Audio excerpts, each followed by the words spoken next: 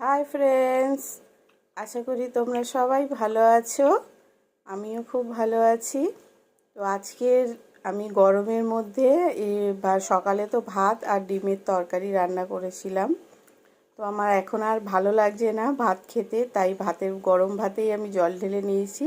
আমার এটা খুব ভালো লাগে খেতে, গরম ভাতে জল ঢেলে লেবু, কাঁচা পেঁয়াজ আর বিট নুন দিয়ে আমি ভাতটা খেতে ভালোবাসি। তোমরা কে জল ঢালা ভাত খেতে, গরম ভাতে জল ঢেলে খেতে ভালোবাসো আমাকে অবশ্যই কমেন্ট করে জানিও। আর আজকের আমার দুপুরের খাবার জল ঢালা ভাত, পেঁয়াজ, লেবু আর ডিমের তরকারি। এটাই আমার আজকে দুপুরের খাবার। তোমরা কে কি দুপুরে খেলে আমাকে অবশ্যই কমেন্ট করে জানিও। আর আমার চ্যানেলকে ভালো লাগলে প্লিজ লাইক করো, সাবস্ক্রাইব করো, শেয়ার করো। Thank you.